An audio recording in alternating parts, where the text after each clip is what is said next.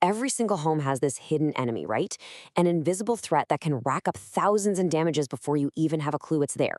We are, of course, talking about water damage. So in this explainer, we're going to break down exactly how it happens, what it does, and how you can fight back. So let's just start with a really crucial question. Take a look around your home. I mean, the floors look clean, the walls seem solid, there are no drips from the ceiling. It looks dry, but is it really? Well, the answer might just surprise you. To really get to the bottom of this, we're going to look at a real-world example from Fairview Shores, Florida. Now, in a place like this, the environment itself makes water damage a persistent, daily risk for every homeowner. Let's dig into why. So, what is it about a place like Fairview Shores that creates this perfect storm for water intrusion? Well, it really all comes down to a few key environmental factors, which we can understand with just a couple of simple numbers. First up, just consider the air itself. Florida's average humidity is a staggering 70 to 80%. That constant moisture in the air means that once something inside your home gets wet, it really struggles to ever fully dry out on its own. And that right there creates the perfect breeding ground for mold and decay. Okay, now let's add rain to the mix. A typical summer thunderstorm can dump 2, even 3 inches of water in under an hour. When that happens, the ground just can't soak it up fast enough. Gutters overflow, and all that water has to go somewhere, which means it's pressing against your home's foundation, relentlessly searching for any tiny crack or opening to get inside.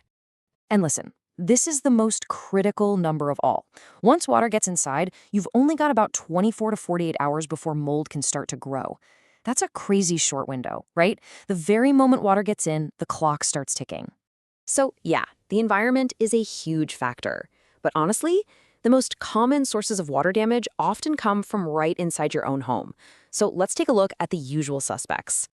We all think of those really dramatic events like a hurricane flooding everything, but it's often the sneakier, everyday failures that cause the most trouble. An old pipe that finally bursts, a washing machine hose that ruptures, or, and this is a huge one in hot climates, an AC drain line that gets clogged and silently leaks water into your attic or your walls for weeks. So, how can you spot the problem? Well, your house will actually give you clues. That persistent musty smell you just can't seem to get rid of? Or paint that's suddenly tealing for no reason? Wood floors that are starting to warp or buckle? These are not just signs of your house getting old. They are urgent warning signs of hidden moisture.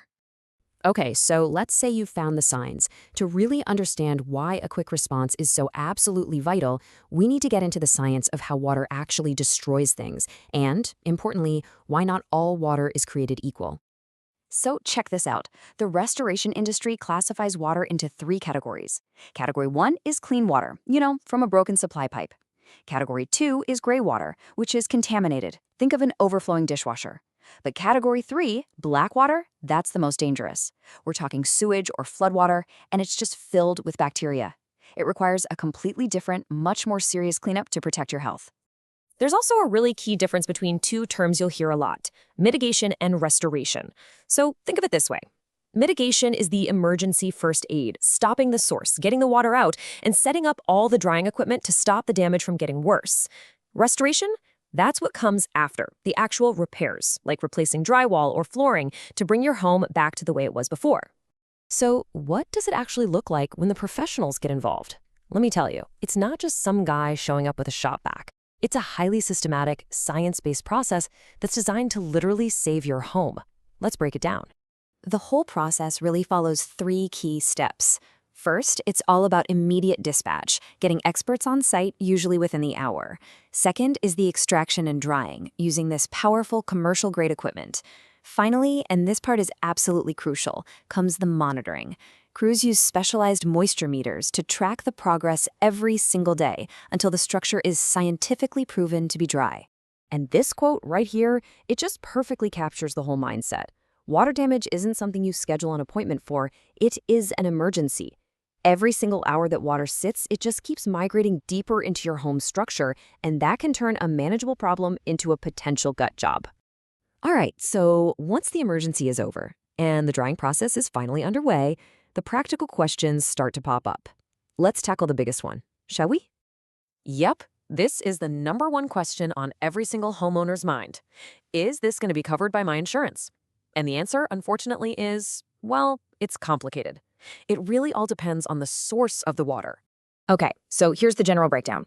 Your standard homeowner's insurance typically covers sudden and accidental damage, like that burst pipe we talked about.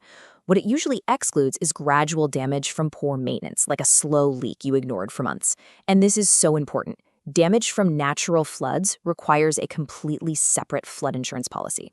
Now let's circle all the way back to the science for a second. Professionals do not rely on guesswork. This quote says it all.